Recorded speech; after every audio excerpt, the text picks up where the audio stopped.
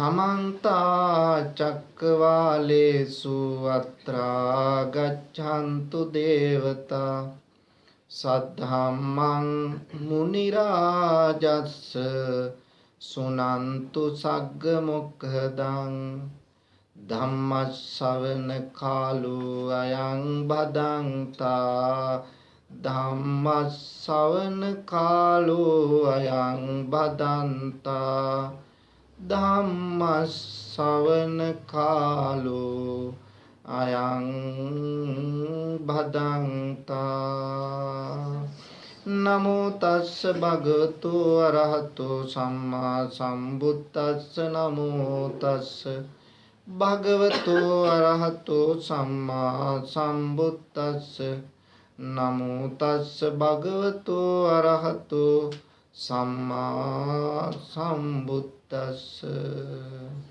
सब्ब पापस्स अकरणं कुशलस्स उपसम्पदा सचित्त परियोदपनं एतं बुद्धान शासनं ते।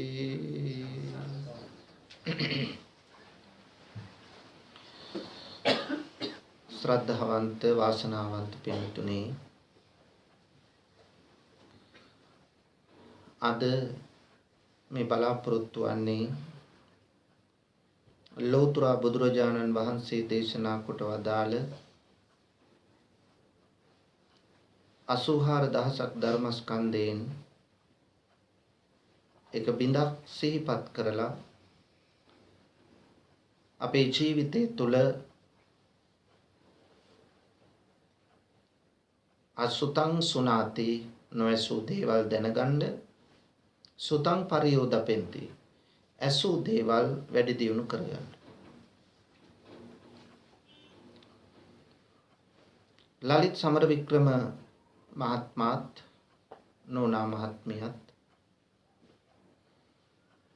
තම නිවසේ ධර්ම දේශනාවක් පවත්වමුයි ධර්ම සාකච්ඡාවක් කරමුයි මට යෝජනා කළා. මා ඒ යෝජනාව පිළිගත්තා. පහුගිය දවසේ එතුමාත් නෝනා මහත්මියත් නිවසේ පිරිස තායිලන්තයේ බැංකොක් නුවරට ගිය නිසා අපිට මේ ධර්ම දේශනාව ටිකක් ප්‍රමාද කරන්න සිද්ධ වුණා.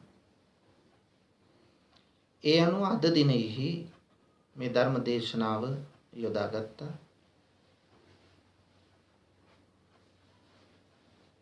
රාත්‍රී 7ට ධර්ම දේශනාව පටන් ගනිමුයි කියලායි යෝජනා කළේ.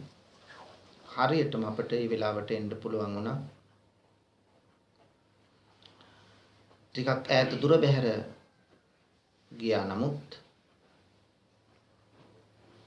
විජය කරුණාසේන මහත්මයාත් හිමාලි කරුණාසේන නෝනා මහත්මියත් අපි එකතු වෙලා තවත් අපේ හිතවත්ම නෝනා කෙනෙකුත් එක්ක ඈත ප්‍රදේශයකට බෞද්ධ සිද්ධාස්ථානයක් බැලීම සඳහා අපි ගමන් කළා. නමුත් අපිට වෙලාවට මෙතනට පැමිණෙන්න පුළුවන් වුණා. මුලින්ම ප්‍රකාශ කරන්න ඕන කරුණක් ඒ තමයි ලලිත් සමරවික්‍රම මහත්මයා ප්‍රමුඛ කරගත් නිවසේ සහෝදර සහෝදරියන් මාතර ලංකාවේ මාතර ගොඩගම ප්‍රදේශයේ තමයි ජන්මලාභය. සමරවික්‍රම මහත්මයාගේ මෑණියන් තමයි මා මූලික අධ්‍යාපනය ලැබූ ගල්පමුණ කනිෂ්ඨ විද්‍යාලයේ මට අධ්‍යාපනය ලබා දුන්න ඊටම ලෙන්ගතු ගුරුමෑණියන්. ඇයගේ ඉරියව් තවමත් අපට මතක් වෙනවා. මොකද ඒ තරම්ම අපට සෙනෙහසක් ආදරයක් දැක්වූ මෑණි කෙනෙක්. ඉන්පසුව මා මාතර හිත්තටිය රාජමහා විහාරස්ථානයේහි පැවිදි වුණාට පස්සේ මේ සමරවික්‍රම පවුලේ පින්වත් පිරිස අපේ පන්සලේ දායක පිරිස. ඒ නිසා ඒ සමරවික්‍රම මෑණියන් මාගේ පැවිද්ද පිළිබඳව දැන විහාරස්ථානයට නිතර පැමිණෙමින් මට අවවාද අනුශාසනා කරමින් මගේ ජීවිතය ඉදිරියට ගන්නට ගුණධර්මෙන් පෝෂණය කරන්නට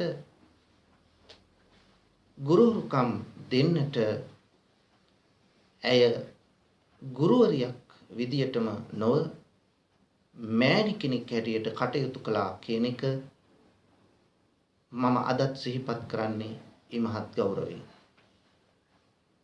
ඒ නිසා අපි දැන හඳුනා ගත්තට පස්සේ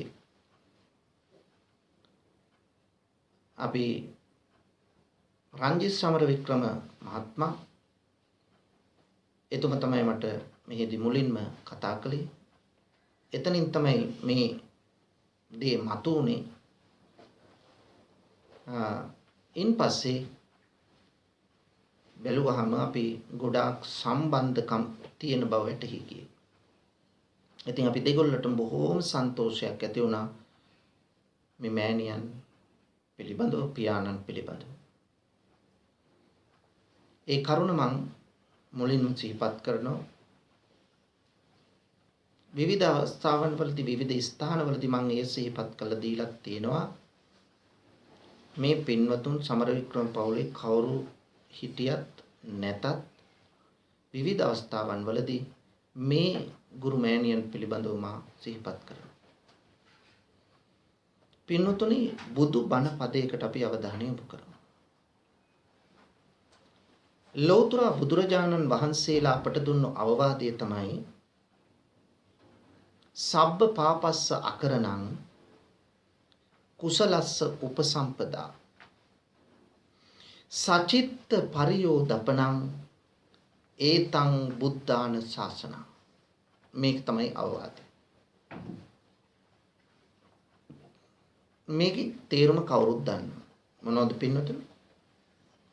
සබ්බ පාපස්ස අකරණං, පව් වැඩ කරන්න එපා. කුසලස්ස උපසම්පදා, කුසල් කරන්න. සචිත්ත පරියෝදපණං, සිත මනාකොට හික්මවා ගන්න. ඒතං බුද්ධාන ශාසනං, ඒ තමයි බුදුවරුන්ගේ අනුශාසනාව.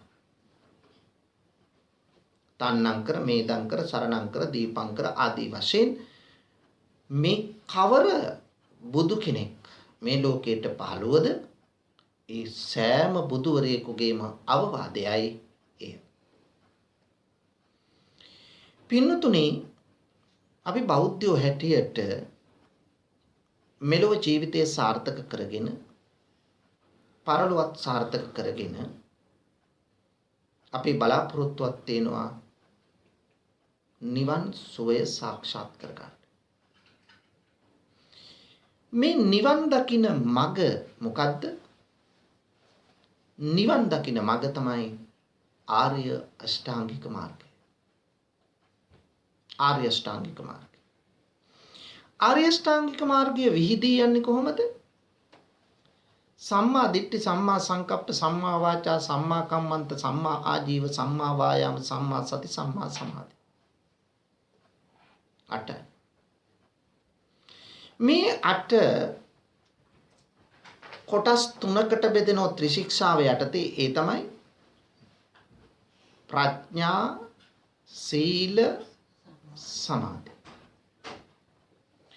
මුලින්ම තියෙන මාර්ගාංග දෙක, සම්මා දිට්ඨි, සම්මා සංකප්ප දෙක ප්‍රඥාවටයි අදාළ. සම්මා වාචා, සම්මා කම්මන්ත, සම්මා ආජීව තුන සීලයටයි අදාළ. සම්මා වායාම, සම්මා සති, සම්මා සමාධි තුන සමාධියටයි අදාළ. මාර්ගාංග 8න් පළවෙනි දෙක ප්‍රඥාව, ඊළඟ තුන සීලය, ඊළඟ තුන සමාධිය. දැන් පින්නතුනි, ආර්ය ශ්‍රාංගික මාර්ගයේ මෙසේ බෙදා තිබුණද? බුදුහාමුදුරෝ දේශනා කළ අනුපූර්ව ශික්ෂණ ප්‍රතිපදාව මොකද්ද? අනුපූර්ව කියන්නේ අනුපිළිවෙල ක්‍රමය. මොකද්ද? සීල සමාධි ප්‍රඥා. සීල සමාධි ප්‍රඥා. ඒකයි අනුපූර්ව ක්‍රමය. පින්නතුනි අපි සීලය සිල් ගන්නවා කියන්නේ සිල් සමාදන් වෙනවා, සිල් රකින්නවා, සීලය ආරක්ෂා කරනවා කියන්නේ මොකක්ද? ඔව්. වැලකිනවා. තව කය වචනය සංවර කරගන්නවා. අන්න ඒක තමයි නිවැරදිම දේ. කය සහ වචනය සංවර කරගන්න. කාය වාචානං සමෝදානං සීලං. කය වචනේ සංවර කර ගැනීම සීලයයි.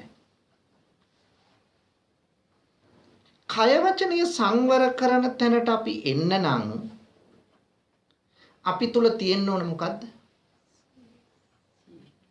සීලයට එන්න නම් අපි තුල තියෙන්න ඕන මොකද්ද? සංවර භාවය. මොකද්ද සංවර භාවය? සීලයට දැන් අපි කෙනෙක් පිවිසෙන්නේ මොනව අරමුණු කරගෙනද?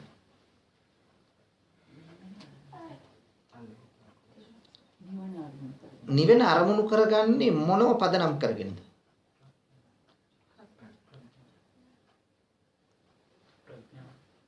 නිවන අරමුණු කරගන්න යන්නේ නිවන ලබනකොට ප්‍රඥාව නම් ගන්න. නිවන අරමුණු කරගන්නේ මොනව මුල් කරගෙනද? මොනව මුල් කරගෙනද? තෙරුවන් මුල් කරගෙන නේ. තෙරුවන්නේ බුදුදහමේ විතරයි නිවනක් ගැන කතා කරන්නේ. ලෝකේ කිසිම ආගමක නිවනක් කතා කරන්නේ නැහැ. ලෝකේ කිසිම ආගමක ආර්ය අෂ්ටාංග මාර්ගයක් නැහැ. ලෝකේ කිසිම ආගමක චතුරාර්ය සත්‍යයක් නැහැ.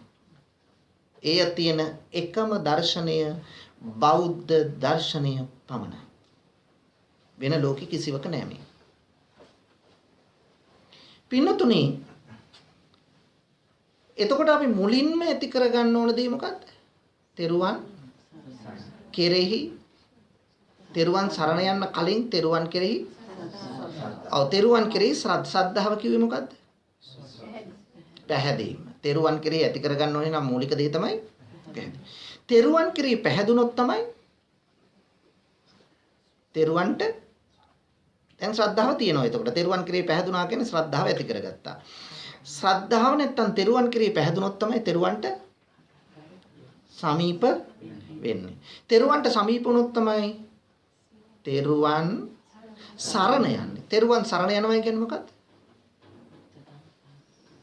තෙරුවන් සරණ යනවා කියන්නේ අපි මොන තත්ත්වයකටපත් වෙන්නේ?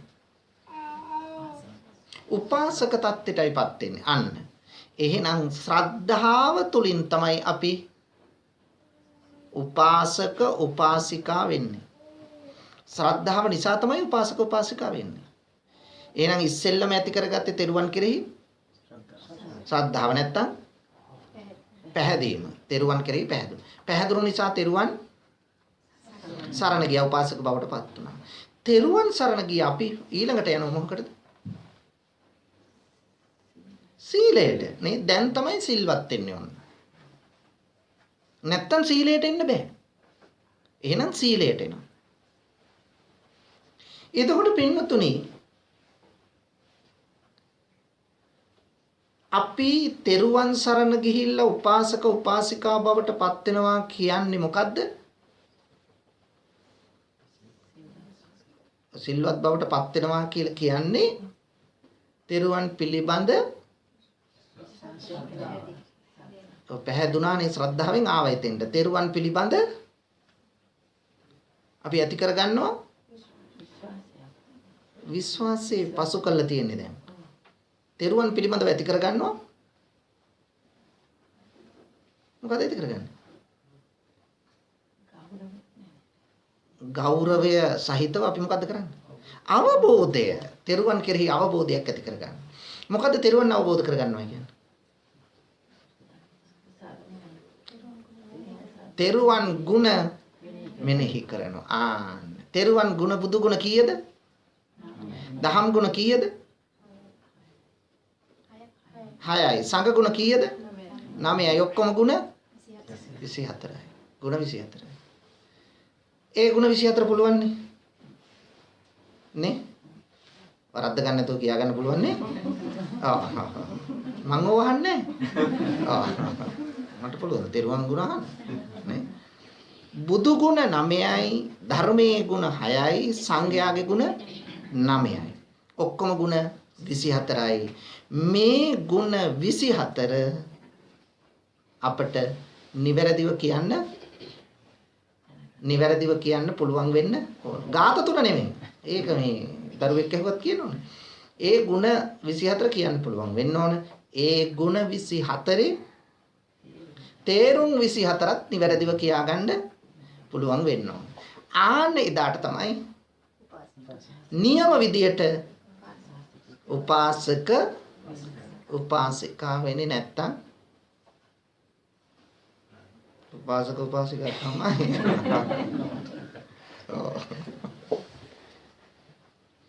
කවුද මෙහෙම කියන්නේ?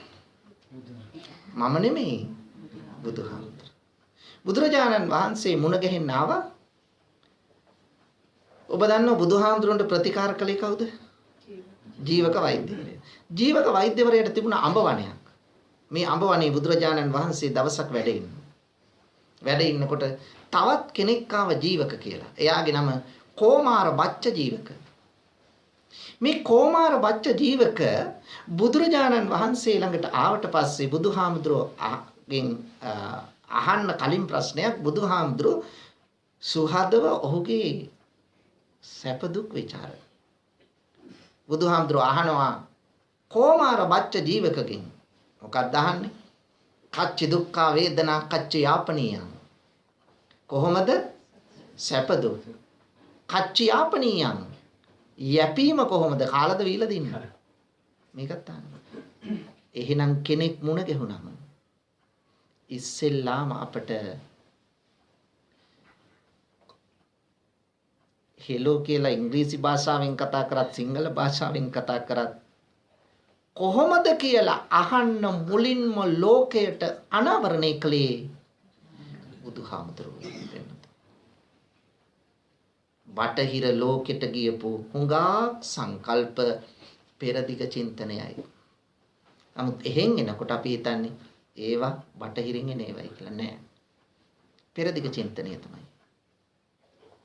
ඊට පස්සේ සුහදව අරයාගේ ආගන්තුක බව නැති වුණාට පස්සේ ඊට පස්සේ අහනවා මොකද? ජීවක කියනවා ස්වාමීනි මට ප්‍රශ්නයක් තියෙනවා. මොකක්ද ඔබට තියෙන ප්‍රශ්නේ? ස්වාමීනි මට දැනගන්න අවශ්‍යයි කෙනෙක් උපාසකයෙකු වන්නේ කෙසේද? මෙන්න මේ අහපු වෙලාවේ බුදුරජාණන් වහන්සේ දුන් පිළිතුරයි මා දැන් ඔබට මතක් කළේ. යම් කෙනෙක් අවබෝධයෙන් බුදුන් සරණ යයිද, දහම් සරණ යයිද, සංඝුන් සරණ යයිද, අන්න ඔහු තමයි උපාසක හෝ උපාසිකා වෙන්නේ. ජීවක සූත්‍රයේ තමයි මේ පැහැදිලි කිරීම තියෙන්නේ. පින්නතුනි එහෙනම් තෙරුවන් සරණ යනවා කියන්නේ නිකන් වාක්‍ය තුන කියන එක නෙවෙයි. බුද්ධං සරණං ගච්ඡාමි, ධම්මං සරණං ගච්ඡාමි, සංඝං සරණං ගච්ඡාමි කියන එක නෙවෙයි. ඒකේ අර්ථයත් එක්කයි සරණ යන්නේ. අන්නේදාටයි නියම විදියට උපාසක උපාසිකා වෙන්නේ. නැත්තම් අනවබෝධයෙන් උපාසක උපාසිකා විතරයි. ඒ නිසා ගැඹුරු ධර්මයේ සොයා යන්න කලින්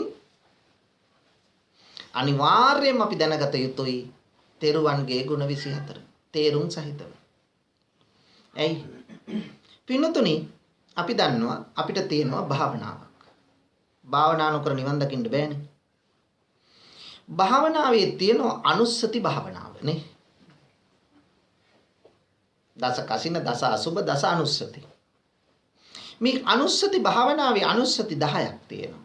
එතන තියෙනවා බුද්ධානුස්සති, ධම්මානුස්සති, සංඝානුස්සති, සීලානුස්සති, ත්‍යාගානුස්සති, දේවතානුස්සති ආදී වශයෙන් අනුස්සති. දැන් පින්නතුනි අනුස්සති භාවනාව වඩන්න පුළුවන්ද බුදු ගුණ නොදැන? බෑ.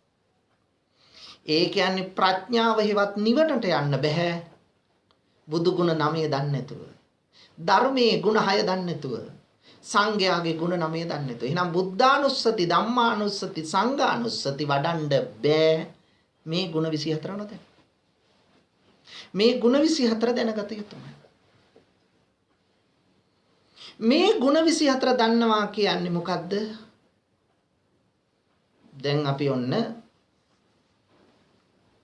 උපාසක උපාසිකා වෙලා දැන් ඉන්නේ. ඒ ගුණ 24 දැන. මේ ගුණ 24 දන්න පින්වතුන් මොකද කරන්නේ? දැන් යනවා භාවනාවට පෙර ඊළඟට යනවා සීලයට. දැන් ආර්ය අෂ්ටාංග මාර්ගයේ සීලය කියන්නේ මොකද්ද? සම්මා වාචා, සම්මා කම්මන්ත, සම්මා ආජීව තුන. සම්මා වාචා යහපත් වචන. සම්මා කම්මන්ත යහපත් ක්‍රියා. සම්මා ආජීව යහපත් රැකියාව. ඔන්න කාරණා තුන. එතකොට පින්නතුනි දැන් අපි සීලය කියලා හැඳින්වෙන්නේ මොකද්ද? කාය වාචානං සමෝදානං සීලං. කය වචනේ සංවර කර ගැනීම සීලය. කය වචනේ සංවර කර ගන්නවා කියන්නේ මොකද්ද?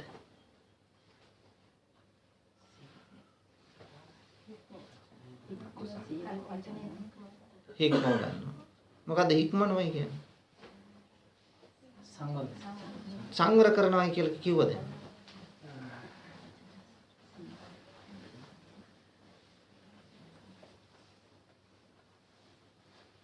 හික්මෙව් සංවර කරා, පාලනය කරා. මොකක්ද ඒ කියන්නේ?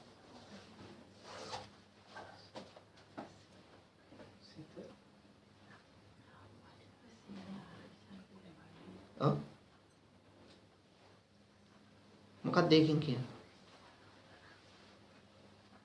හිතේ තියෙනවා. කියා ගන්න තමයි බැරිනේ. මොකද්ද මේ හික්මවනවයි? මොකද්ද මේ පාලනය කරනවා කියන්නේ? සරල දේ. නෑ සිතට යන්න කලින් අපි කිව්වේ කාය මූලික කාය වාචාන සමුදානං සීලං. කය සහ වචනය.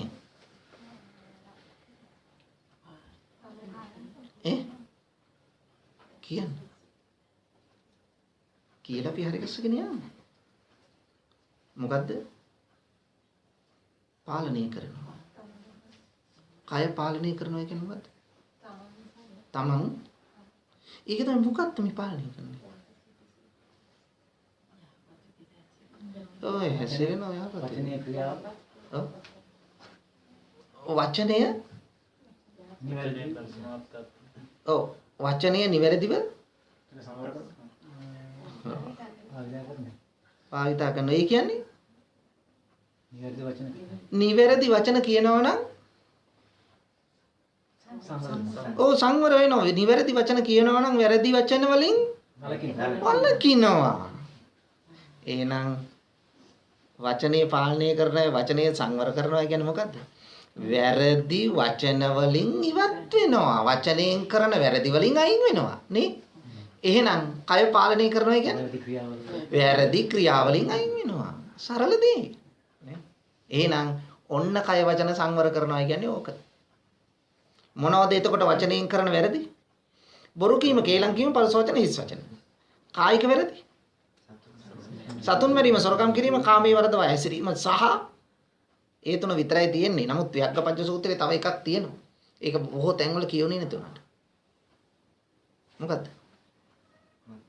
සුරාව නේ? ඒකත් කායික වරදක් නේ? ඒක කායික වරදක්.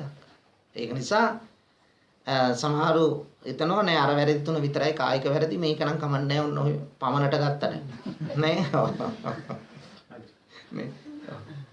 ඒක නිසා එහෙම මේ ලිස්සල යන, රිංගල යන බුරුල් තැන් සිදුරු නෑ බුද්ධ ආගමේ. මට සමහර ඒවා වැරදි කරගෙන සාධාරණීකරණය කරන්න බෑ. එහෙම. ඒක නිසා මේක ආත්ම ගවේෂණයකින්, ආත්ම සංයමයකින් යන වැඩක්. අනුන්ට පේන්න නෙවෙයිනේ. තමන් ආධ්‍යාත්මයෙන් හික්මීමක් තමයි මේකේ බලාපොරොත්තු වෙන්නේ. එහෙනම් පින්නතුනි, කායික වැරදි සහ වාචසික වැරදි වලින් අයින් වුණාම ඔන්න සිල්වත්. ඒ සීලේ පළවෙනි කොටස. දෙවෙනි කොටස මොකක්ද? ශික්ෂාවක් ගන්න. පාණාති පාතා වේරමණී සික්ඛාපදං සමාදියාමි. පළවෙනි කොටස. පළවෙනි කොටස මේ හැම ශික්ෂාවක්ම කොටස් දෙකකට බෙදෙනවා. පාණාති පාතා වේරමණී සික්ඛාපදං සමාදියාමි. පාණාති පාතා වේරමණී ළඟට පළවෙනි කොටස. වැළකීම. දෙවෙනි කොටස සික්ඛාපදං සමාදියාමි. එහෙනම් පින්නතුනි හැම ශික්ෂාවක්ම කොටස් දෙකයි. එකක් වාරිත්‍රය, දෙක සමාදානය. එහෙනම් අපි කියනවා සිල් කොටස් දෙකයි. වාරිත්‍ර සීලය නෑ අනිත් සීලය. වාරිත්‍ර සීලයයි චාරිත්‍ර සීලයයි නේ. වාරිත්‍ර සීලයයි චාරිත්‍ර සීලයයි. ඕකනේ කොටස් දෙක. දැන් අපි කියනවා සිරිත් විරිත්. විරිත් කියන්නේ වැළකීම. සිරිත් කියන්නේ ඉටු කිරීම නේ. විරිත් කියන්නේ වළකිනවා, සිරිත් කියන්නේ ඉටු කරනවා. වාරිත්‍ර කියන්නේ වැළකෙනවා, චාරිත්‍ර කියන්නේ ඉටු කරනවා. එහෙනම් බලන්න ශික්ෂාව ගන්න. පාණාති පාතා වේරමණී සික්ඛාපදං සමාදියාමි. පාණාති පාතා වේරමණී ළඟට පළවෙනි කොටස වේරමණී කියන්නේ වැළකුණා. මොකෙන්ද වැළකුනේ? ප්‍රාණඝාතයෙන්. ඔන්න වැළකුණා. අන්න වාරිත්‍ර සීලය. සික්ඛාපදං සමාදියාමි. සමාදානයේ ඊළඟට. ඒ කියන්නේ චාරිත්‍ර සීලය. එහෙනම් පළවෙනි කොටස සම්බන්ධ මොකටද? පළවෙනි කොටස සම්බන්ධ කයට. කයට සම්බන්ධයි. පාණාති පාතා වේරමණී. කයනේ වළක්වන්නේ. නේ? කය වළක්වන්නේ. සිතත් මුල් වෙනවා. නමුත් සිතෙන් හිතලා කය වළක්ව ගන්න. ඔන්න සතෙක් දැක්කම ගහන්නේ නැහැ. ගහන් නැතිකම වැළකීමත් එක කුසලතාවක්, එක දක්ෂතාවක්, එක හැකියාවක්. හැබැයි පින්නතුනි සතෙක් නොමර ඉන්න එකම නිවන් දකින්න ප්‍රමාණවත් නැහැ. දැන් සත්තු මරණ කෙනෙක්, මිනිස්සු මරණ කෙනෙක් හිරගෙදර යවනවා. දැන් සත්තු මරන්නේ නැහනේ බලෙන් හරි. දැන් යා නිවන් දකින්නවද? නැහැ. ඒ නිසා සතුන් නොමැරීම එකක්. ඊට පස්සේ යනවා සමාදානයට. ආන්න ඒ කොටත ඊට වඩා වැදගත්. එතන තමයි කුසලතාව ප්‍රගුණ කරන තැන. සතුන් නොමරන කෙනා තුල අන්න ඊළඟට චාරිත්‍රය තුල ගොඩනැගෙන්නේ සිත. ප්‍රබල ලෙස එක එල්ලේම සිත බලපාන. එහෙනම් සිතින් මොකද්ද කරන්නේ? පින්නතුනි සතුන් නොමරන චේතනාව ඇති කරගෙන ඔන්න කායික වරදින් වැළකුණා. වැළකුණු කෙලා තුන ඇති කර ගන්න ඕන මොකද්ද? මෛත්‍රිය, කරුණාව, දයාව, ලෙංගතුකම, පරහිතකාමී බව, අවිහිංසාව. ආන්න පාණාති පාතා වේරමණී සික්ඛාපදං සමාදියාමි කොටස සම්පූර්ණ වෙන්නේ ওই ටික තියෙනවනම්. නැත්තම් මම පන්සිල් රකින්න සත්තු මරන්නේ නැහැ නේ මම හිත හදා ගන්න. මං හොරකම් කරන්නේ නැහැ නේ. මං හිත සීල්පද පහ රැකලාද? නෑ. භාගයයි රැකලා තියෙන්නේ. පද පහෙන් භාගේ රැකලා තියෙනවා. ඒකයි. ඒ නිසානේ පින්නතුනි අපි හැමදාම එකතැන. බැලුවහම අපි සිල්වත් තමයි හරි. හැබැයි එකතැන. කුසලතාවක් සිත දියුණු වීමක් වෙන්නේ නැහැ. එහෙනම් සීලයෙන් තොරව නිවන් දකින්න පුළුවන්ද? බෑ. සීලය පින්නතුනි පළවෙනි කොටස කයට හෝ වචනයට සම්බන්ධයි. දෙවෙනි කොටස එක එල්ලේම සිතට සම්බන්ධයි. දෙක අදින්නා දානා වේරමණී සික්ඛාපදං සමාදියාමි. බලන්න ඒකත් අරගෙන තව වැටහෙයි. ඒකත් කිව්වම අදින්නා දානා වේරමණී කියන්නේ අන්සතු දේවල් ගැනීමෙන් වළකිනු. අන්න වේරමණී. සික්ඛාපදං සමාදියාමි කියන එකෙන් කියවෙන්නේ මොකද්ද? දැන් පොඩ්ඩක් හිතලා කියන්න බලන්න. සොරකම් නොකරන කෙනා තුල සිත තුල වර්ධනය වෙන්න ඕන මොකද්ද? අනුන්ගේ දේවල් ගන්න නැහැ. හරිද? ඔව් මොකද්ද වර්ධනය වෙන්න ඕන? අලෝභය හෙවත් මොකද්ද? පරිත්‍යාගශීලීත්වය. දැන් සොරකම් නොකරන කෙනා තුල පින්නතුනි හොඳයි හොරකම් කරනවට වඩා හොරකම් නොකරන එක හොඳයි. හැබැයි ඔහු දැන් අලෝභයේ ක්‍රියාත්මක වෙලා තියෙනවද ඔහු තුල? නැහැ. පරිත්‍යාගයේ ක්‍රියාත්මක වෙලා තියෙනවද? නැහැ. එහෙනම් එතන තියෙන්න ඕන පරිත්‍යාගශීලීත්වය. ආන්න එතකොටයි අදින්නා දානා වේරමණී සික්ඛාපදං සමාදියාමි සම්පූර්ණ වෙන්නේ. දැන් සොරකම් නොකරන කෙනෙක් ඉන්නවා. තෙල් බිඳක්, බත් මිටක්, නූල් පටක් අනුන්ට දෙන්නේ නැහැ. එතකොට වැඩක් තියනවද එතන? යන්න පුළුවන්ද මේ ගමන ඉස්සරහට? බෑ පින්නතුනි. සතුන් මරන්නේ නැහැ කෙනෙක්. හැබැයි දයාවක්, කරුණාවක්, මෛත්‍රියක් අහලගම් 500කවත් නැහැ. දැන් යන්න පුළුවන්ද නිවනට? බෑ පින්නතුනි. බෑ. කාමේසු මිච්ඡාචාරා වේරමණී සික්ඛාපදං සමාදියාමි. කාමේසු මිච්ඡාචාරා වේරමණී. වැරදි කාම සේවනයෙන් වළකිනවා. ඒක හොඳයි. වැළකුණු කෙනා තුල පින්නතුනි සංවරකමක් නැත්තම්, විනීතකමක් නැත්තම්, සදාචාර බවක් නැත්තම් කාම මිත්‍යාචාරයෙන් වැළකීලා ඉන්න පුළුවන්. හරි. හැබැයි හිත දියුණු වෙනවද? වෙන්නේ නැහැ.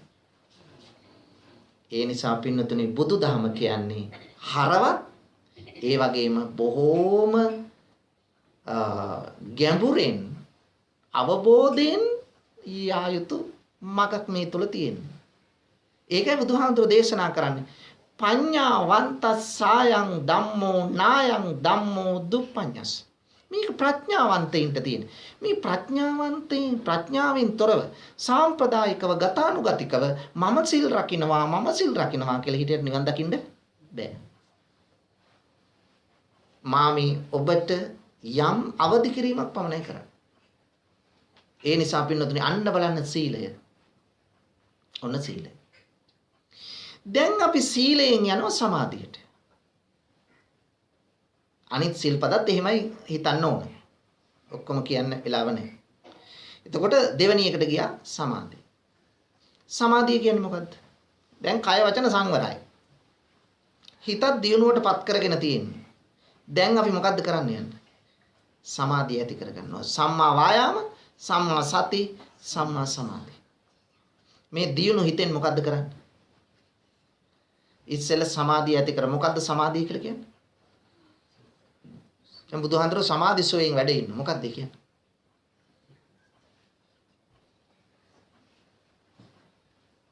සමාධි බුද්ධ ප්‍රතිමාව දැක්කම මොකද්ද මතක් වෙන්නේ? ශාන්තභාවයේ විතරද?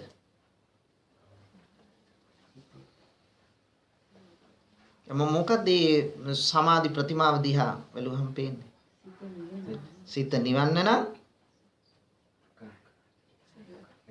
සිත එකඟ කරගන්න ඕන.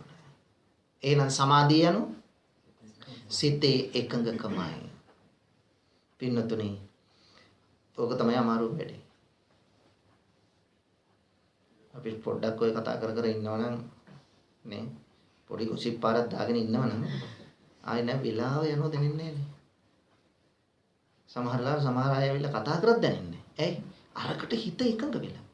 හැබැයි හිත එකඟ වෙලා තියෙන හොඳ පැත්තට නෙමෙයි. වැරදි පැත්තට.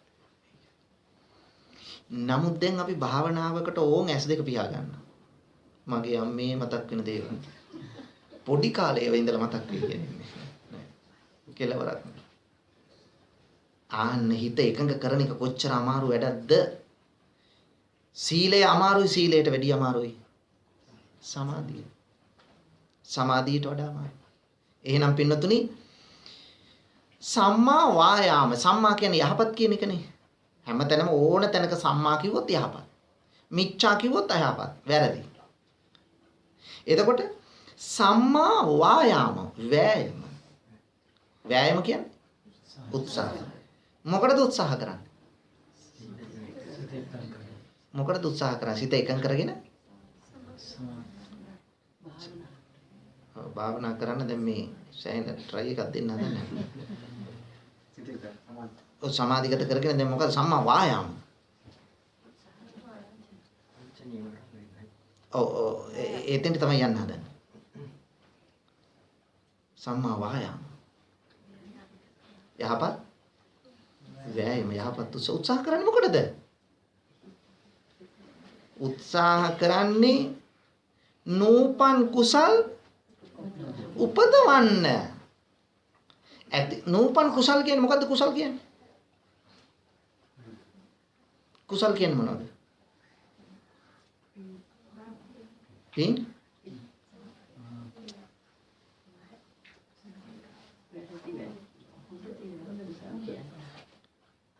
පිනයි කුසලයයි එකක්ද දෙකක්ද? දෙකක්. එහෙනම් පින් කිව්වට හරියන්නේ නැහැ. පින් කිව්වේ මොකද්ද? හැම හොඳ දේවල්ම පින්ද? පින් නෙවෙයි. එහෙනම් මොකද්ද පින් කියන්නේ? අපි දානෙ දෙනවා. ඔය පින් පුණ්‍ය ක්‍රියානේ. මං අහන්නේ පින් කියන්නේ මොකද්ද? පින් කියන්නේ හොඳ දේවල් කරනවනේ දැන්. ඔව් මං අහන්නේ ඒක තමයි. හැම හොඳ දේවල්. අපි අනිත් අයට සැලකනවා, අසරණ අයට සැලකීම. ඔව්. ඒ වගේ දේවල් මං හිතනවා පින් කියලා. ඔව්.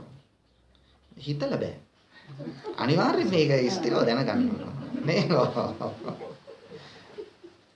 අනුමානෙට බෑ. එද ස්වාමීන් වහන්සේ කියන්නේ ඒවා පින් කියලා හිතන්න බෑ කියලා. නෑ මං තාම එහෙම කිව්වේ නෑ. මං අහන්නේ පිනක් කියන කොහොමද? අපි දැන් අසරණ අයට සැලකනවා. ඒ පුණ්‍ය ක්‍රියාවක් නේ. ඔව්. ඒ ක්‍රියාව. ඒ පින් වලට උදාහරණ ඔය කියන්නේ. ඒක අපි දාන දෙන්නේ. ඒ උදාහරණයන්නේ. එතන උපදින පිරිසුදු චේතන අන්න ඒ වගේ දෙයක් ඉන්න ඕන නේ. ඒ කියන්නේ පිනක් කිරීමෙන් ඇති වෙන චේතන. පිනක් කිරීමෙන් නෙමෙයි පිනක් කියන්නේ මොකද්ද? අනුන්ටත් යහපතක් වන තමන්ටත් යහපතක් වන කායික වාචසික මානසික ක්‍රියාවක් සිදුකොට හිතේ ඇතිවන සතුට පිනයි. අර නෝනා කිව්වේ පුණ්‍ය ක්‍රියා. දන් දෙන එක පුණ්‍ය ක්‍රියාවක් නේ. අනුන්ට සලකන එක පුණ්‍ය ක්‍රියාවක්. ඒකයි. නමුත් පින කියලා කිව්වේ ඒක. අරද මොකද? අනුන්ටත් යහපතක් වන තමන්ටත් යහපතක් වන කායික වාචික මානසික ක්‍රියාවක් සිද්ධ කළ හිතේ ඇතිවන සතුට තමයි පින. කුසලයේ කිව්වේ මොකද්ද එහෙනම්? රැස් කරගන්න කුසලයේ කරගෙන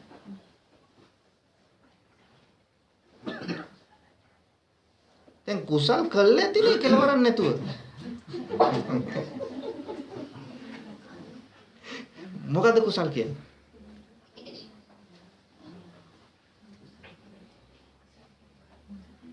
හොඳ තියෙනවා. නිවන ආරමුණු කරගෙනම කරන ක්‍රියා. නිවන ආරමුණු කරගෙනම කරන ක්‍රියා. හොඳ හැසිරීම. යහපත් ක්‍රියා. යහපත් ක්‍රියා තමයි ඉතින්.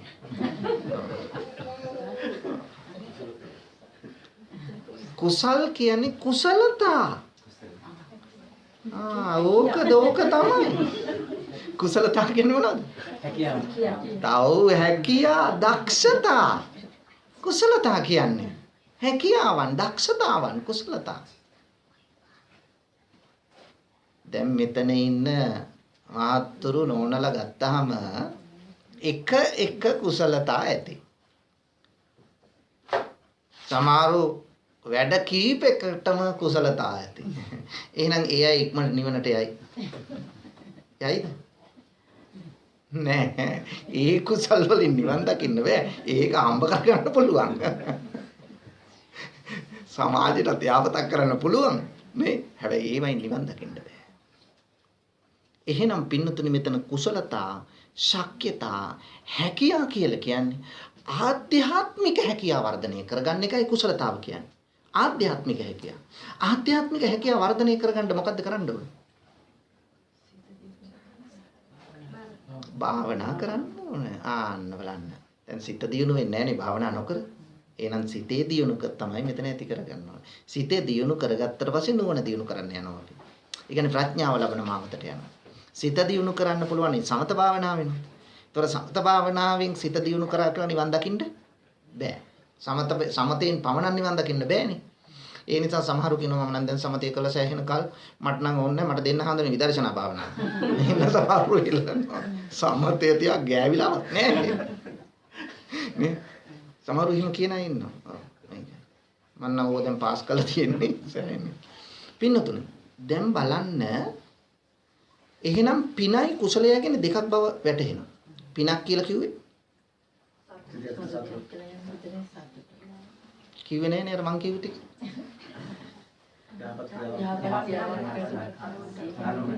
අන්න ඒ ටික එන්න ඕන. මොකද අනුන් ගැන කියන දැන් මට යහපත් මට විතරක් යහපත් කරගන්න ක්‍රියා කොච්චර තියෙනවද? ඒවා මේ පින් හැටියට සලකන්න කියොත් වෙන වැඩක් නෑ නේ. මොකද අනුන්ට මොන වුණක් කමන්නේ මගේ වැඩේ හරිනවා. එහෙම නැද්ද?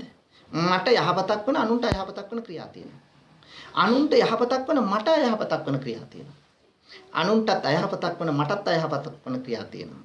අනුන්ටත් යහපතක් වෙන මටත් යහපතක් වෙන ක්‍රියා තියෙනවා. එහෙනම් මේන් එකයි ගන්න පුළුවන්. අනුන්ටත් යහපතක් වෙන තමන්ටත් යහපතක් වෙන කායික වාචික මානසික ක්‍රියාවක් සිද්ධ කළ හිතේ ඇති වෙන සතුට තමයි. ඔන්න ආයෙත් වරද්දන්න බෑ. හරි. කුසල් කිව්වේ කුසලතාව, දක්ෂතාව, හැකියාව. ඒක. දැන් බුද්ධත්වයේ කියන්නේ කුසලතාවේ උපරිම තලයට යනවා. රහත් බව කියන්නේත් එහෙමයි. පසේ බුද්ධත්වයේ කියන්නේ එහෙමයි. ධානය ලැබනවා කියන්නේ එහෙමයි. ඒක. ලෝකෝත්තර ධානය ලැබනවා කියන්නේ. ලෞකික ධානයන් කුසලතාවක් තමයි. නමුත් ඒක පිරිහෙන්න පුළුවන්. එතකොට පින්නතුනි බලන්න මේ පිනම කුසල් කරගන්න පුළුවන්ද? හැම පිනම කුසල්ද? හැම පිනම කුසල්ද? හැම පිනම කුසල්ද? ඉතින් ඔච්චර දෙයක් හිතන්න දෙයක් නැහැ නේ. දැන් මේක පිනයි කුසලයයි දෙකක් නම් හැම පිනම කුසල් වෙන්නේ කොහොමද? මේ හැම පිනම කුසල් නෙමෙයි. හැම කුසලයේම පින්ද? හැම කුසලයේම පින්ද? ඔව් පින්. ඒක නිසානේ කියන්නේ සබ්බ පාපස්ස අකරණං කුසල් කරන්න නේ කියන්නේ කුසල් වඩන්න. එතකොට කුසලයේ තුල පින අන්තර්ගතයි. කුසලයේ තුල පින තියෙනවා. එහෙනම් පින්නතුනි බලන්න හැම පිනම කුසල් නෙවෙයි. හැම කුසලයක්ම මේ පින කුසල් කරගන්න බැරිද? පුළුවන්. මේ පිනම කුසල් කරගන්න පුළුවන්. තමන්ගේ අතේ ඒක තියෙනවා. මල් ටික තියලා පූජා කළා. සමහරවිට ගෙදරින් යන්න කලින් බුද්ධ ප්‍රතිමාව ළඟට ගියා මල් ටික තිබ්බා. සාදු කිව්වා ගියා. සමහරවිට දෙවෙනි දවසේ ගාතාවක් කියනවා. ගාතාව කියන්නේ හිමින් කියන්න වෙලාවක් නැහැ. ඒකත් දානවා හයි ස්පීඩ් එකට. නේ? පූජින් බුද්ධං කුසුමේ නේ පුණ්‍යන මෙතෙන් මේ කියන්නේ. මෙලව සංසාර තේරුම මතක් කරන්නේ නිකන් කියලාගෙන යනවා. කුසල්ද? කිසිම කුසලතාවක් ඒකේ වර්ධනය වෙලා නැහැනේ. ඒක පින්ද? ඉතින් අපරාධිනේ මෙච්චර කල් වැන්දේ ඒවා.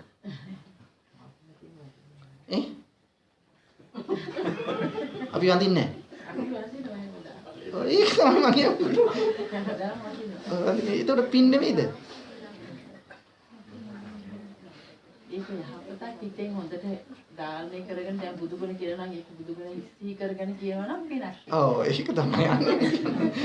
මේ මල් ටික තියලා බුදුහාමුදුරුවන්ට සාදු සාදු කිව්වත් මේ මල් ටික පූජා කරනවා පූජා වේවා කියන චේතනාව හිතට ගත්තද නැද්ද?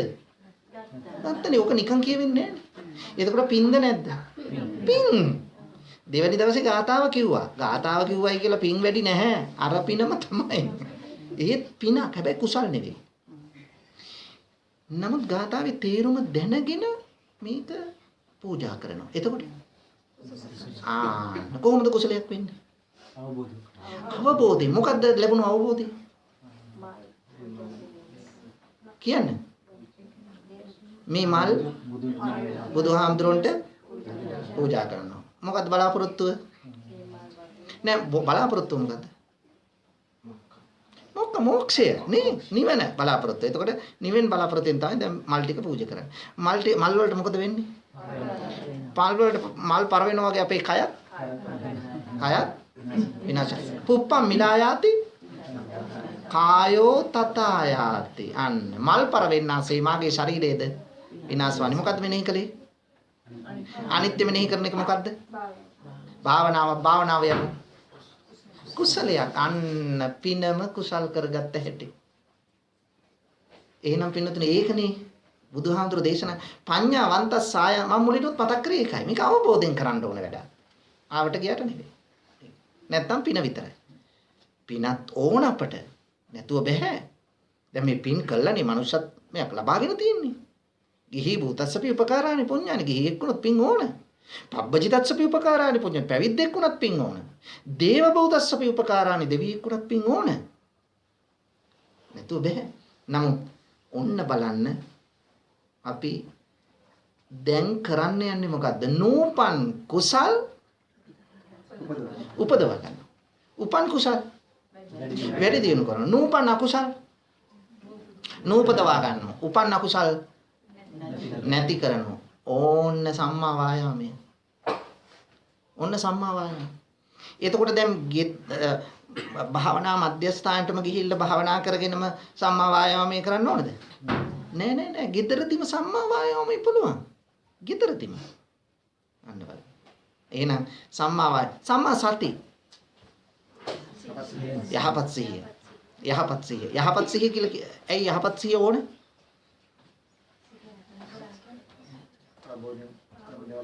යහපත් සිහිය ඕන අයහපත් සිහිය තියෙන නිසා නේ. නැත්නම් මොකටද යහපත් සිහිය? නේ. ඒ කියන්නේ හැමතිස්සෙම සිහිය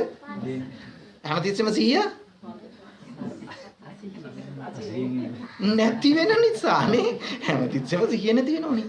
නැද්ද බලන්න දවසකට කී සැරයක් සිහිය නැති වෙනවද බලන්න. දැන් බලන්න සමහරවිට මොනවා හරි ඕන් ඈත ගිහිල්ලා shopping center එකකට ගිහලා මොනවා හරි අරගෙන ගෙදරට එනවා. පුතා අහනවා කො අම්මේ මං කිව්ව දෙ ගෙනාවද? ගෙනාව පුතේ. කොහෙද තිබ්බේ? ගෙට නම් ගෙනාවා. පොඩ බලන්න කල්පනා කරලා බලන්න කොහෙන්ද තිබ්බා මං. ගෙට එනකම්ම සිහිය තිබුණා. ගෙට ඇවිල්ලා අර ඒ දේ තියෙනකොට සිහිය නැහැ. ඒක වෙනින් කල්පනාවක් ආවා. එහෙනම් පින්නොතනි අපිට ඔහොම වෙලා නැද්ද? එහෙනම් සිහිය නැති වෙන වෙලා කීයක් වෙලා ඇද දවසකට කී සැරයක් සිහිය නැති වෙනව ඇද්ද? නේ? සිහිය නැති වෙනව ඇද්ද? කොච්චරවත් සිහිය නැති. ඕක තමයි ස්වභාවය. සිහිය නැති වෙන වාර අනන්තයි. ඒ නිසා සතිපට්ඨාන සති කියන්නේ සිහිය ප ဋ ාණ කියන්නේ පිහිටුවා ගැනීම. එහෙනම් සිහිය පිහිටුවා ගන්නවා. සිහියේ තියෙන ලක්ෂණ දෙකක්. එක අපිලාපන ලක්ෂණය. දෙක උපගන්හන ලක්ෂණය. අපිලාපන උපගන්හන. අපිලාපන කියන්නේ මෙන්න කුසල් මෙන්න අකුසල් කියලා මෙන්න හොඳ මෙන්න නරක කියලා තෝරා ගැනීමේ සිහියට ඇති හැකියාව. හොඳ නරක කුසල් අකුසල් වෙන් කර ගැනීමේ හැකියාව. ඊළඟට උපගන්හන ලක්ෂණය කියලා කියන්නේ කුසල සහගත යහපත් සිතුවිලි සිතට එනකොට සිහිය නැමැති දොර අරිනවා. අයහපත් දේවල් එනකොට දොර වහනවා. සිත යනු කාමරයක් නම් සිහිය කියන්නේ ඒකේ දොර පියන. එහෙනම් සිහියෙන් තමයි ඔක්කොම පාලනය කරන්නේ. සිහිය නැති වුණොත් දොර ඇරලාමයි තියෙන්නේ. එතකොට සිතට එන සිතුවිලි දන්නවද මොනවද කියලා? දොර ඇරලාමයි තියෙන්නේ. සිතට එන සිතුවිලි දන්නවද? දන්නේ නැහැ. ඔහේ එනවා යනවා. ඔක තමයි. උත්පාද තිතිමං ඇති වුණා පැවතුණා නැති වුණා වේගෙන්.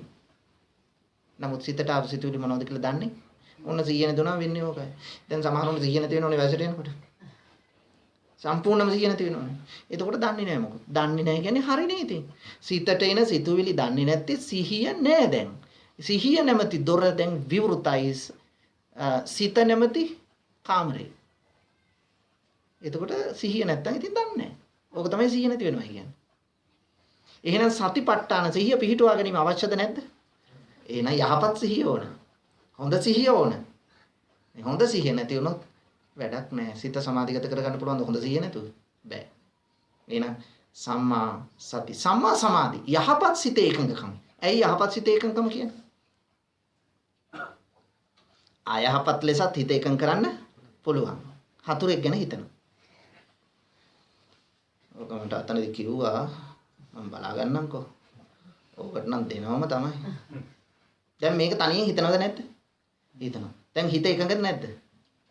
හිත එකඟද නැද්ද? එකඟයි. හැබැයි අයහපත් සමාධිය අන්න එකඟයි. අයහපත් සමාධිය. ඒකයි කියන්නේ ඒව හිතන්නේ නැතෝ යහපත් සමාධිය ඇති කරගන්න. යහපත් සිතේ එකඟකම. එහෙනම් හිත එකඟ කිරීම මොනතරම් වැදගත්ද? හැබැයි අමාරුම දේ තමයි හිත එකඟ කරන්නේ. එහෙනම් සීලයට වඩා අමාරුයි සමාධිය. අමාරුයි කියලා නොකර ඉන්නද මේ කියන්නේ? නෑ. අමාරුයි කියලා නොකර ඉඳලා බෑනේ. දැන් ඔන්න අපි ඊළඟට යන්න හදන්නේ ප්‍රඥාවට. ප්‍රඥාව කියන්නේ අවබෝධය නේ. ප්‍රඥාව කියන්නේ යථාර්ථ අවබෝධයනේ. එතකොට ඒකේ තියෙනවා සම්මා දිට්ඨි සම්මා සංකප්ප. සම්මා දිට්ඨි කියන්නේ දැක්ම හොඳ වෙන්න ඕන. ඒ කියන්නේ හොඳට කෙනෙක් ගැන බලනවා. එහෙමද? නෑ. එහෙනම් කණ්ණාඩියක් දාලා බලනවා. නෑ. එහෙනම් සම්මා දිට්ඨි. දිට්ඨි කියන්නේ දැක්ම. දැක්ම හොඳ වෙන්න. මොකද්ද හොඳ කරගන්නේ? දැක්ම. ඒ කියන්නේ වැරදි දෙකින් අපි තුල තියනවද නැද්ද? කියලා වරන්නේ නැතුව තියෙනවා. ඒකයි. වැරදි දෙකින්. මොනවද වැරදි දෙකින්? වැරදි දෙකින් මොනවද අපි තුල? බැලුවම කිසි දෙයක් නැහැ නේ. ඔක්කොම හොඳට දැකලා තියෙනවා. වැරදි දෙකින් ඉන්නතුනේ. වැරදි දෙකින් ලෝකේ ප්‍රධාන දෙකක් තියෙනවා. එකක් උච්ඡේද දෘෂ්ටිය. අනෙක ශාස්ත්‍රත දෘෂ්ටිය. උච්ඡේද දෘෂ්ටිය ශාස්ත්‍රත දෘෂ්ටිය. උච්ඡේදයි කියලා කියන්නේ අවසන් සියල්ල ඉවරයි. ලබාගත් ජීවිතෙන් සියල්ල ඉවරයි. සමහරු කියන්නේ නැද්ද? අනේ මම බුද්ධ ආගමේ නම් කියනවා තමයි ආයි ඉපදිනවයි කියලා. අනේ කොහේ ඉපදින එකක්ද? අනේ මන් දන්නේ නැහැ ඔන්න ඉපදිනවයි කියලා කියනවා. ඔන්න ඉපදුනත් එකයි නැතත් එකයි ඔන්න මම ඔන්න පන්සලට. කියලා නැද්ද සමහර? අපිට හිතිලා නැද්ද? අනේ ඇත්තටම ඉපදිනවද දන්නේ නැහැ. හිතිලා තියනවද නැද්ද?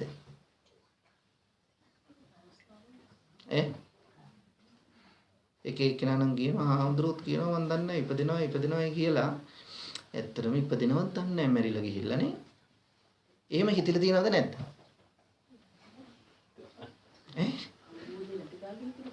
දැන් හිතන හොඳට. දැන් පූර්ණ අවබෝධයක් තියෙන කාලේ. නේ දැන් නම් එහෙම ප්‍රශ්නයක් නැහැ නේ. දැන් කොයි වෙලාවකවත් නිකන් නාම මාත්‍රයක්වත් හිතලා නැහැ නේ. දැන් ඉපදෙනවමයි කියලාම තමයි හිතලා තියෙන්නේ. නේ? එහෙනම් හොඳයි. අපි සන්තෝෂ වෙනවා කියන. නාම මාත්‍රයක්වත් හිතුණා නම් තාම සම්මත දෘෂ්ටියට ඇවිල්ලා තාම ඉන්නේ මිත්‍යා දෘෂ්ටියේ. ලොකු බෞද්ධයෙක් කියලා කිව්වට ඉන්නේ මිත්‍යා දෘෂ්ටියේ. ඕකනේ පින්නතුනි හිතට හොර කරන්න බෑනේ. ඕක තමයි වැඩි. නේ? දැන් ඔන්න මම කියනවා ඉපදෙනවා කියලා. තවත් එක්කෙනෙක් කියනවා යාට හොඳට තර්ක කරන්න පුළුවන්. එයා ආවිල්ලා මගේ ඉදිරියේ කියනවා කොහේ ඉපදෙනවද හලෝ? නේ කියලා තර්ක කර මට කියාගෙන යද්දි මමත් ඉතින් තර්ක කරන්නේ නෑ ඉපදෙනවාමයි. හැබැයි මගේ යටිසිතේ තියෙන්න පුළුවන්. යටිසිතේ කියලා කියන්නේ එහෙම සිතන්නේ නෑ. නිකන් ගැඹුරෙන් හිතෙන්න පුළුවන්. එහෙම තමයි ඇත්තටම මෙයා කියන සාධක බැලුවාම හරි වෙන්නත් පුළුවන්. එහෙම හිතුණනම් මිත්‍යා දෘෂ්ටිකයි. ආයිත් ඔන්න සම්‍යක් දෘෂ්ටියට ආවට පස්සේ ආයි මිත්‍යා දෘෂ්ටික අදහස් ඇති කරගන්න එපා කියන එකයි මම කියන්නේ. මේක. මිත්‍යා දෘෂ්ටිය සම්‍යක් දෘෂ්ටිය බිඳ ගන්න එපා. මේක. දැන් සමහරව කියනවා දැන් මර්ගින් එක මේ මහත්මයෙක් ඇහුවා මේ හාමුදුරනේ මේ හාමුදුරුවෝ කියන්නේම අනිත්‍ය දුක්ඛ අනාත්මයි. අනිත්‍ය දුක්ඛ අනාත්මයි. අනිත්‍ය දුක්ඛ අනාත්මයි. මගේ කතෝලික යාළුවෙක් කිව්වලු මේ ඔයාලගේ ආගමේ හැමතිස්සෙම මේ හාමුදුරුවෝ කියන්නේ අනිත්‍යයි දුක්ඛයි. සැපක් ඇත්තෙම නැද්ද ඔගේ? කියා කියනවා. ඉතින් අපේ නම් කියනවා හොඳට සැප විඳින්න එහෙම සැප තියෙනවා කියලා. හාමුදුරනේ මටත් ඒ වෙලාවේ කට උතර නැති වුණාලු. නගම්ම්‍ය දෘෂ්ටිකයේ හැටි. එක්කනේ. එන්නම දායකේ එතකොට බලන්න ඔන්න සම්‍යක් දෘෂ්ටිකයේ හැටි කට උත්තර නැතුණලු ඇත්තනේ හඳුනේ මටත් හිතුණලු මේ බලන්න මේ ඇත්ත තමයි හාමුදුරුවෝ කියන්නේ අනිත්‍යයි දුකයි අනිත්‍යයි දුකයි. අපි හිතුවේ නෑනේ මෙච්චර දවස. බලාගෙන ගියාම දුකයි දුකයි තමයි එන්නේ. සැපක් ඇත්තෙම නෑ. කියලා කියනවා කියලා. පින්නතුනි. එතෙන්ට එහෙම සිතුවිල්ලක් ආවයි කියලා කියන්නේ මම අනිත්‍ය දුක්ඛ අනාත්ම දන්නේ නෑනේ. දැන් එතුමාගේ ලංකාවේම සිද්ධිය මම කියන්නේ. එතුමා මාව පන්සලට ඇවිල්ලා දැන් ධර්ම දේශනාවට එක් කරගෙන ගිහිල්ලා එන ගමන් දැන් මේ අහන්න. මම මේ එතුමගෙන් අහුවා මේ ප්‍රශ්නේ මගෙන් අහුවම හාමුදුරනේ දැන් මේ වගේ එකක් වුණාම මේ මොකද්ද දෙන උත්තරේ? මම අහුවා මේ ඔබතුමා මේ ගිය අවුරුද්දේ වාහනේ නෙමෙයි. නෑ හාමුදුරනේ. අර ප්‍රශ්නෙට මොකද්ද දෙන උත්තරේ කියලා අහුවා ආයෙත්. දැන් එයා හිතුවා මම මේකෙන් මග හරිනවා යදාට කියලා. නෑ අපි ඒක පස්සේ කතා කරමු. දැන් මහත්තයාගේ මේ වාහනේ අලුතින් නේ අරන් තියෙන්නේ. ගිය අවුරුද්ද තිබුණේ නෑ හඳුනේ මේක අලුත් තමයි. මේක කොච්චර විතර වටිනවද කියලා හුවා මේ කිව්ව කෝටි 4ක් විතර වෙනවා කියලා. මම කිව්වා මේ ඉස්සර වාහනේට වඩා මේක සැප පහසුද? ඔව්. එච්චර හොඳින් උත්තර දෙන්නේ නැහැ. ඊට පස්සේ මේ දැන් ඉස්සෙල්ලා වාහනේට වඩා මේක වෙනස්ද? නැතුව මේක කොච්චර වෙනස්කම් තියෙනවද? ඊට පස්සේ ගියාගෙන එයා බෑග්ස් මෙච්චරයි අරකයි මේකයි මම ගොනට ඔබ තේරෙන්නේ නැහැ ඔච්චර කියලා මං කිව්වා. ඊට පස්සේ මම දැන් මේක කොහෙද නිෂ්පාදනය? මේක ජපානයේ. ඒතර ජපානයේ මේ වගේ නිෂ්පාදනයක් කරන්න පුළුවන් උනේ ඇයි?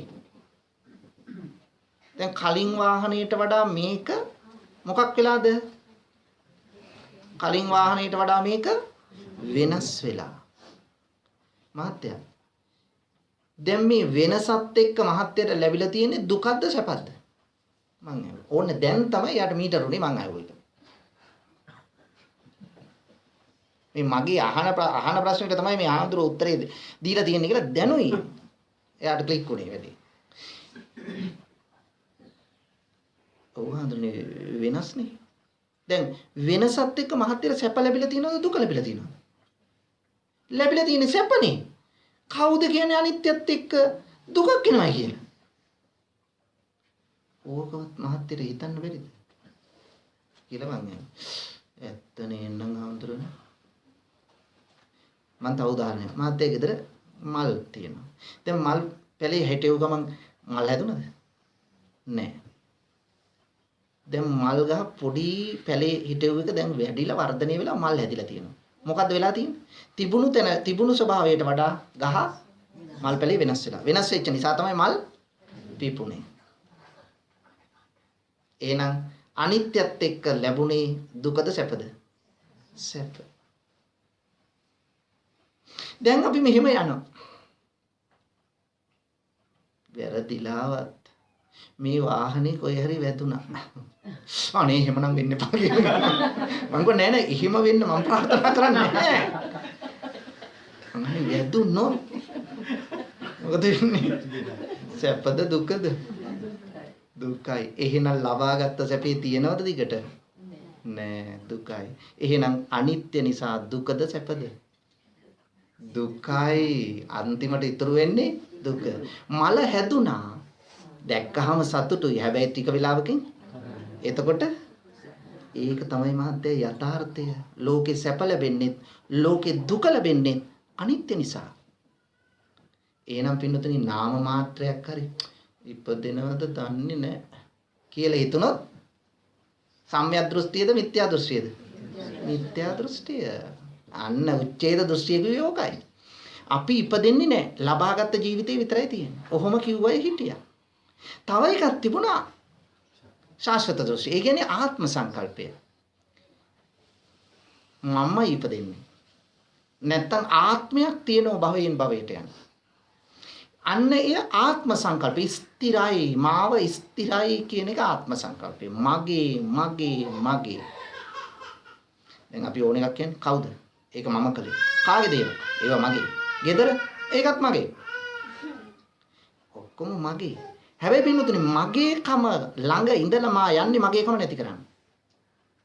ඒක තමයි වෙන්න ඕනේ. එකපාරට මගේ කම නැති කරන්න බෑ. දැන් මම තණ්හාව නැති කරන්නේ යන්නේ නිවන කියන්නේ තණ්හාව නැති කිරීමනේ. නී කියන්නේ නැති කරනවා වාන කියන්නේ තෘෂ්ණාව. ඒතර නිවන කියන්නේ තෘෂ්ණාව දුරු කිරීම. තෘෂ්ණාව දුරු කරන්න යන්න ඕන තෘෂ්ණාව තුලම තමයි. නිවන් දකින්න තෘෂ්ණාවක් තියෙනවද නැද්ද? තියෙනවද නැද්ද? තියෙනවා. නිවන් දකින්න තෘෂ්ණාවක් ඕන. හැබැයි එකතු කිරීමේ තෘෂ්ණාව නෙමෙයි එතන තියෙන්නේ. අත්හැරීමේ තෘෂ්ණාව, ෂය කිරීමේ තෘෂ්ණාව. ඒක නැත්තම් නිවන් දකින්න බෑනේ. කවුරු හරි කියනවනම් මට නම් ඇති තෘෂ්ණාවක් නැහැ. මං තෘෂ්ණාව නැති කරන් තමයි උත්සාහ කරන්නේ. මට නම් ඇති තෘෂ්ණාවක් නැහැ. මට ඇති තෘෂ්ණාවක් නැහැ කියන්නේ දැනට නිවන් දැකලාද නැද්ද? එහෙම කවුරු හරි කියනවනම් දැනට නිවන් දැකලාද නැද්ද? නිවන් දැකලා වෙන්න ඕනේ. ඒ නිසා පින්නතුනේ නිවන් දකින්න තෘෂ්ණාවක් ඕන.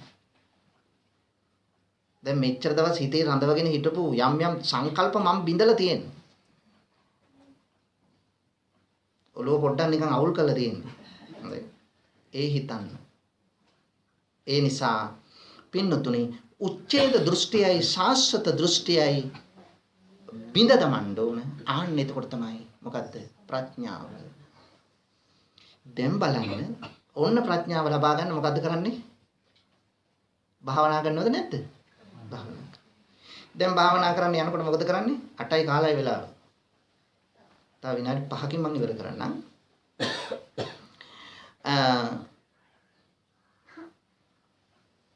භාවනා කරන්න යනකොට අපි මොකද කරන්නේ? ඉස්සෙල්ලම ඉරියව්වක ඉඳ ගන්න. ඉරියව්වක වාඩි වෙන්න බෑ මොහොක හරි.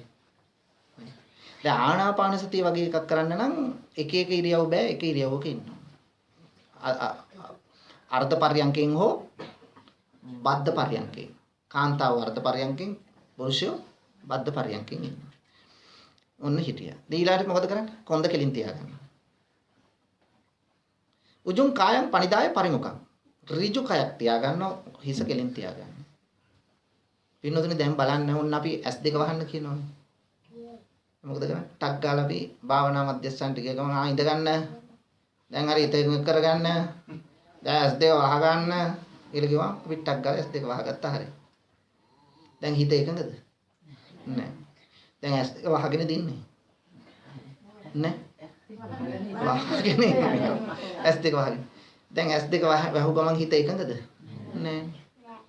පින්නතුනේ ඉස්සෙල්ලාම කරන්න ඕනේ හරියට S2 වහගන්න ඕනේ.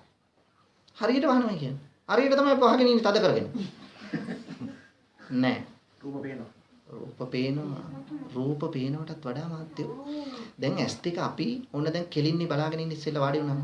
කෙලින් බලාගෙන ඉඳලා S2 වහගත්තාම වහලා ආයි අරින්න. ආයි ඇහි ඉරියව්ව තියෙන කෙලින්ද නැද්ද?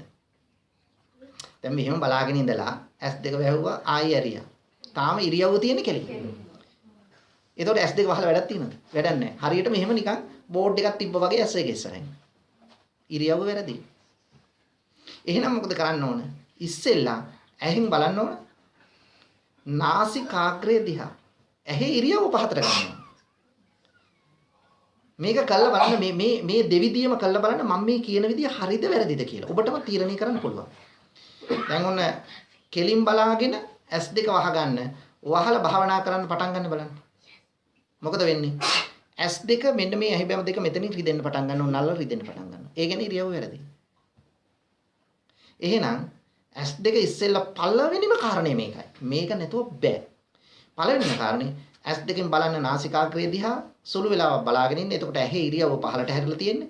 දැන් S2කට දැනෙන නොදැනෙන තාලෙන් හිමින් S2 S පිලන් දෙක වහන්න. පින්නතුනේ පළවෙනි සැනසීම එන උතනින්. මේ දෙවිදියම කළා බලන්න මං කිව්ව එක හරිද වැරදිද කියලා. ආන්න එතනින් තමයි පටන් ගන්න ඕන. නැත්තම් මොන භාවනාව කරන්න ගියත් ඇති වැඩක් නෑ ඉරියව්ව හරි නැත්තම්. ඇයි ඇස්සරංග භාවනා කරන්නේ? ඇස් දෙක වහගෙන භාවනා කරන්නේ. ඇස්සරං කරන්න භාවනා තියෙනවා. ඒවා කසින භාවනා. ඒ කසින භාවනාව වලට යන්න හොඳ නැහැ. කවුරු කිව්වත් යන්න එපා කසින භාවනාවකට එකපාරට ඊළඟට රටේ නැති ප්‍රශ්න ඇති වෙනවා ඊළඟට. ඒක නිසා කසින භාවනා කියන ඒවා ඊටාම ගුරුවරයා ළඟ ඉඳන් කරවන්න ඕන දේ. නැත්තම් ඉවරයි. දෘෂ්ටිගත වෙනවා. ඒ දෘෂ්ටියත් එක්ක ඔළුව මොන වේද දන්නේ. කසින භාවනාවකට යන්න එපා. ඒ කියන්නේ පඨවි කසින, ආපෝ කසින, තේජෝ කසින මේ කසින තියෙනවා. ඒව අරගෙන තමයි ඉස්සෙල්ලා පටන් ගන්න. පස්සේ ඇස් වහන්නේ. මේක ඉස්සෙල්ලා ඇස් වහලාමයි පටන් ගන්න. ඒක නිසා කිසි කෙනෙකුට බය නැතුව මෛත්‍රී භාවනාව කරන්න පුළුවන් උපදේශකයෙක් අවශ්‍ය නැහැ. බුදු ගුණ භාවනාව කරන්න පුළුවන් උපදේශකයෙක් අවශ්‍ය නැහැ. හැබැයි ආනාපාන සතිය කරනකොට උපදේශකයෙක් ඕන. මේක නැතුව බෑ. එහෙනම් ආන්න එතනින් පටන් ගන්න ඊට පස්සේ හිත එකඟ කරන්න. එකඟ කරන්න උපක්‍රමයක් යොදන්න. මම දෙන උපක්‍රමේ නම් 1 ඉඳලා 20ට ගන්න 20 ඉඳලා 1ට ගන්න. S2 වහගෙන 20 ඉඳලා 1ට ගන්නවා. 20 19 18 17 16 15 14 13 14 15 11 12 9 ආදී වශයෙන් ගෙනගෙන එනවා. ඉලක්කම් දෙකක් අතරේ දුර ප්‍රමාණය සමාන වෙනවා. සමාන වේගයකින් ගෙනගෙන එනවා. ඊට පස්සේ 15 ඉඳලා ගන්න එකට 10 ඉඳලා එකට ගන්න 5 ඉඳලා එකට ගන්න 5 ඉඳලා එකට ගන්නවා කීප වතාවක්. එතකොට ඉලක්කම් 5 අතරට හිත එනවා. ආන්න හිත සමාධිගත. දැන් තමයි භාවනා ආරමුණ දෙන්නේ. එතකොට ඒක තමයි කමටහන. නැත්තම් හිත එකඟ කරගන්න එක භාවනාව නෙමෙයි. දැන් තමයි අපි ආරමුණට එන්නේ. ආන්න කමටහන අරගෙන අන්න එතන ඉඳලා මේ ගමන යන්න උත්සාහ කරොත් අපේ ගමන සාර්ථකයි. මෙන්න ආර්ය අෂ්ටාංග මාර්ගය. මෙන්න අපි ප්‍රඥා සීල සමාධි කියන මාර්ගය සීල සමාධි ප්‍රඥා නමිනුයි අපි මේ අවධානය යොමු කරේ. මේ මඟ යනවනම් අවබෝධයෙන් ඔබට විශාල දියුණුවක් අත්පත් කරගන්නට පුළුවන් වේවි. එවන් දියුණුවක් අත්පත් කරගන්නට ඔබට හැකියාව, ධෛර්යය, ශක්තිය, වාසනාව උදා වේවායි සාදු කියා ප්‍රාර්ථනා කරමු. දෙවියන්ට පින් දෙමු. ආකාශට්ඨා ච බුම්මට්ඨා දේවා නාග මහිත්‍තිකා පුඤ්ඤන්තං අනුමෝදිත්වා චිරං රක්ඛන්තු ලෝක ශාසනං. ආකාශට්ඨා ච දේවා නාග මහිත්‍තිකා පුඤ්ඤන්තං අනුමෝදිත්වා චිරං රක්ඛන්තු දේශනං. ආකාශට්ඨා ච බුම්මට්ඨා දේවා නාග මහිත්‍තිකා පුඤ්ඤන්තං අනුමෝදිත්වා චිරං රක්ඛන්තු මං පරන්ති. ධර්ම ශ්‍රවණානි සංසබලමයි මෙන් සීල දෙනාට මම මහ නිවනම සිද්ධ වේවා.